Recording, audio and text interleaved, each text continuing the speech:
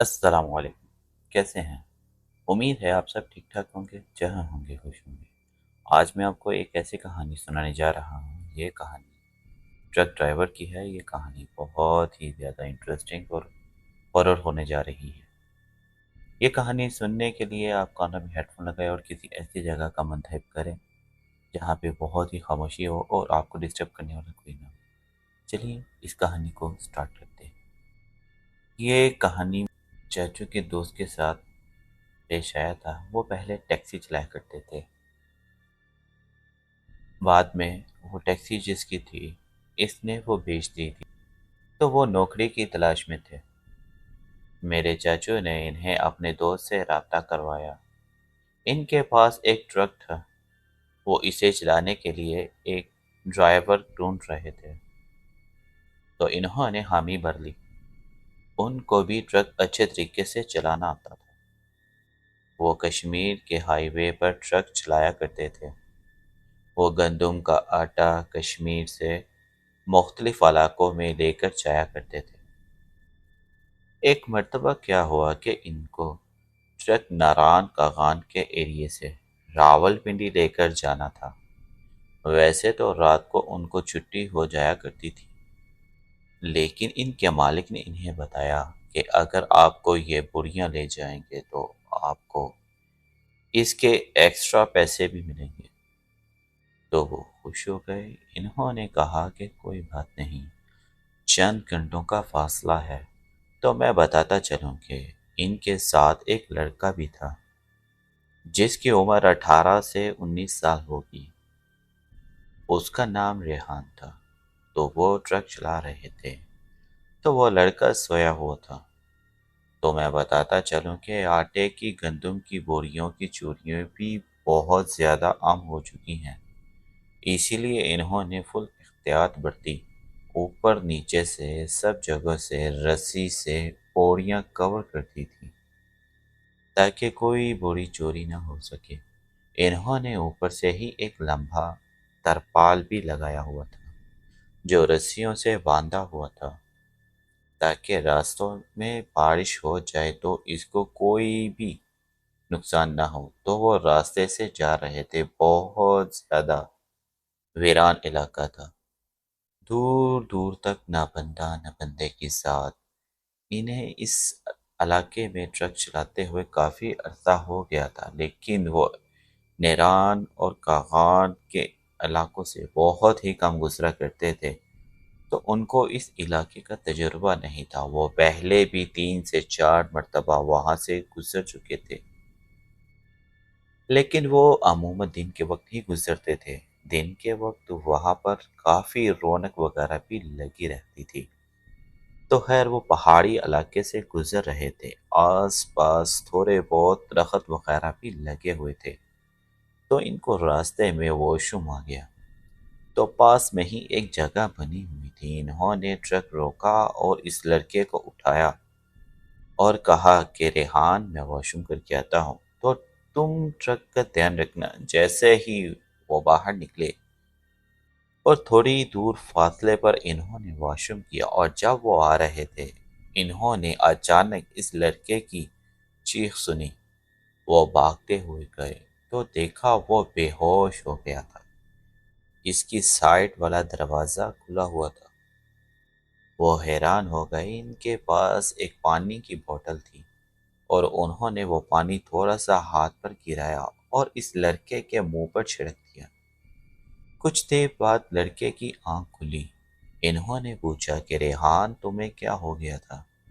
ریحان کافی ڈرا ہوا تھا اور صحیح سے بول بھی نہیں پا رہا تھا۔ جب اس کی طبیعت بہتر ہوئی تو انہوں نے اس سے پوچھا کیا ہوا تھا، تم چیخ کیوں رہے تھے؟ تو اس نے بتایا کہ جب آپ باہر چلے گئے تھے تو اچانک سے سائڈ والا دروازہ کھل گیا۔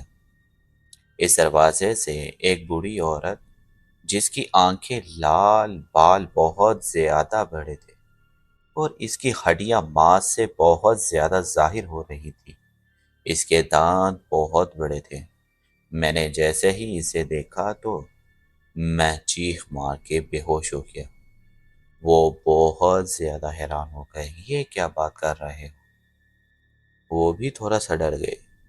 انہوں نے اسے حوصلہ دیا کہ شاید یہ تمہارا وہم ہوگا، ڈرو مت، ہم صبح تک پہنچ جائیں گے اور تم پھر آرام کر لینا۔ ابھی تقریباً رات کے 12:30 بج رہے تھے۔ انہوں نے ٹرک سٹارٹ کیا لیکن ٹرک سٹارٹ نہ ہوا۔ وہ بہت زیادہ ڈر گئے تو انہوں نے کہا کہ تم یہیں پر رکے رہو، میں ٹرک کو آگے سے دیکھ کر آتا ہوں، کیا آخر کیا مسئلہ ہے؟ تو اس لڑکے نے کہا کہ نہیں، میں بھی آپ کے ساتھ آؤں گا۔ انہوں نے کہا کہ چلو آ جاؤ۔ تو وہ باہر نکلے اور ٹرک کو چیک کرنا شروع ہو گئے۔ ان کے پاس ایک ٹارچ لائٹ تھی تو انہوں نے چیک کرنا شروع کر دیا۔ اچانک ٹرک کے اندر کچھ ہلچل محسوس ہوئی۔ وہ دونوں بہت زیادہ ڈر گئے، کسی میں بھی اتنی ہمت نہیں ہو رہی تھی کہ ٹرک کے اندر دیکھیں۔ تو انہوں نے ہمت کر کے اللہ کا نام لے کر اندر دیکھا تو وہ کیا دیکھتے ہیں کہ اندر وہی بری عورت چمگادڑ کی طرح الٹی لٹکی ہوئی ہے۔ اس کے ناخن بہت لمبے، اس کے دانت بہت زیادہ بڑے، آنکھیں لال سرخ اور بال بھی بہت لمبے تھے۔ وہ دونوں اتنا زیادہ ڈر گئے کہ چیخیں مارتے ہوئے بھاگنا شروع کر دیا۔ کافی دیر بھاگنے کے بعد بہت دور تک پہنچ چکے تھے۔ چاروں طرف کالا اندھیرا تھا۔ ان کے پاس ایک ٹارچ لائٹ تھی۔ انہوں نے دور سے ٹرک کو دیکھا۔ ٹرک اپنے آپ سٹارٹ ہو۔ وہ دونوں بہت زیادہ ڈر گئے، کسی میں بھی اتنی ہمت نہیں ہو رہی تھی کہ ٹرک کے اندر دیکھے۔ انہوں نے ہمت کر کے اللہ کا نام لے کر اندر دیکھا تو کیا دیکھتے ہیں، اندر وہی بری عورت چمگادڑ کی طرح الٹی لٹکی ہوئی ہے۔ اس کے ناخن بہت لمبے اور اس کے دانت بہت زیادہ بڑے، آنکھیں لال سرخ اور بال بھی بہت لمبے تھے۔ وہ دونوں اتنا زیادہ ڈر گئے کہ چیخیں مارتے ہوئے بھاگنا شروع کر دیا۔ کافی دیر تک بھاگنے کے بعد بہت دور تک پہنچ چکے تھے۔ چاروں طرف کالا اندھیرا تھا۔ ان کے پاس ایک ٹارچ لائٹ تھی۔ انہوں نے دور سے ٹرک کو دیکھا تو ٹرک اپنے آپ سٹارٹ ہو گیا اور وہ بہت زیادہ ڈر چکے تھے۔ ان میں اتنی ہمت نہ تھی کہ وہ ٹرک کے پاس آ سکے۔ وہ ادھر ادھر بھاگنا شروع ہو گئے، کیا پتا کوئی آبادی ہو، کوئی بندہ ہمیں دیکھ لے۔ تو وہ ایک ڈھابے پر پہنچے لیکن وہ ڈھابا بند تھا۔ ان دونوں نے درود شریف اور سورتیں پڑھنا شروع کر دی۔